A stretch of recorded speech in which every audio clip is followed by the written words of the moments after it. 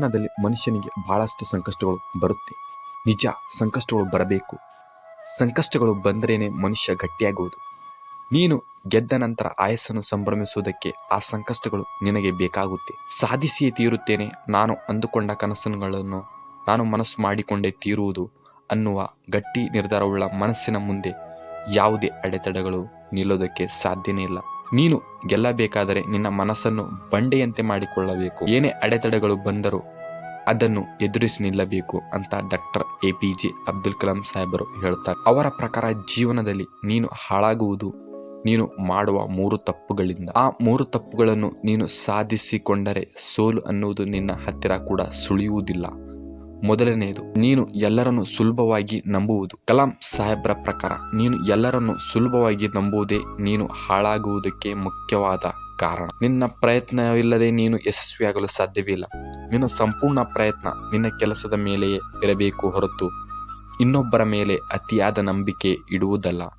ಯಾರು ಯಾರಿಗೂ ಆಗಲ್ಲ.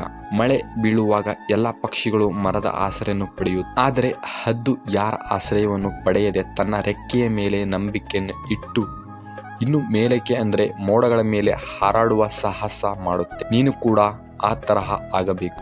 ಎರಡನೆಯದು, ಎಲ್ಲರ ಮೇಲೆ ಅತಿಯಾದ ಕಾಳಜಿ ವಹಿಸುವುದು. ಜೀವನದಲ್ಲಿ ನೀನು ಎಲ್ಲರ ಮೇಲೆ ಕಾಳಜಿ ವಹಿಸಿ ಅವರು ಚೆನ್ನಾಗಿರ್ಲಿ ಇವರು ಚೆನ್ನಾಗಿರ್ಲಿ ಅಂತ ಇನ್ನೊಬ್ಬರ ಬಗ್ಗೆ ನೀನು ಕಾಳಜಿ ವಹಿಸುತ್ತಾ ಹೋದರೆ ನಿನ್ನ ಬಗ್ಗೆ ಕಾಳಜಿ ವಹಿಸುವವರು ಯಾರು ಯಾರಿಗೋಸ್ಕರ ಕಾಳಜಿ ವಹಿಸುವರು? ದೇಶದ ಬುದ್ಧಿವಂತ ತಲೆಗಳ ತರಗತಿಯ ಕೊನೆಯ ಬೆಂಚಿನಲ್ಲಿ ಇರ್ತಾರೆ. ಅದೇ ತರಹ ನೀನು ಕೂಡ ಕೊನೆಯ ಸ್ಥಾನದಲ್ಲಿ ಇರುವುದು. ಕೊನೆಯ ಸ್ಥಾನದಿಂದ ಪಟ್ಟೆದ್ದು ಮುಂದೆ ಬಾ. ನಿನ್ನ ಬಗ್ಗೆ ಕಾಳಜಿ ವಹಿಸುವವರು ನಿನ್ನ ಮನೆಯವರು ಮಾತ್ರ, ಬೇರೆಯವರು ಯಾರು ನಿನಗೆ. ಮೂರನೆಯದು, ನನ್ನಿಂದ ಯಾವುದೇ ಕೆಲಸ ಆಗಲ್ಲ ಅಂತ ನೀನೇ ನಿರ್ಧಾರ ಮಾಡುವುದು. ಯಾವುದೇ ಕೆಲಸ ಆಗಲಿ ಪ್ರಯತ್ನ ಪಡದೆ ನಿನಗೆ ಯಶಸ್ಸು ಸಿಗುವುದು ನಿನಗೆ ಬಹಳ ಕಮ್ಮಿ. ನಿನ್ನ ಕೆಲಸವನ್ನು ಪ್ರೀತಿಸು, ಆಗ ಆ ಕೆಲಸವೇ ನಿನ್ನನ್ನು ಪ್ರೀತಿಸುತ್ತೆ. ಅದು ಬಿಟ್ಟು ನನ್ನಿಂದ ಈ ಕೆಲಸ ಆಗಲ್ಲ ಅಂತ ನೀನೇ ನಿರ್ಧಾರ ಮಾಡಿದರೆ ನೀನು ಯಾವುದೇ ಗುರಿಯನ್ನು ಸಾಧಿಸುವುದಕ್ಕೆ ಸಾಧ್ಯವೇ ಇಲ್ಲ.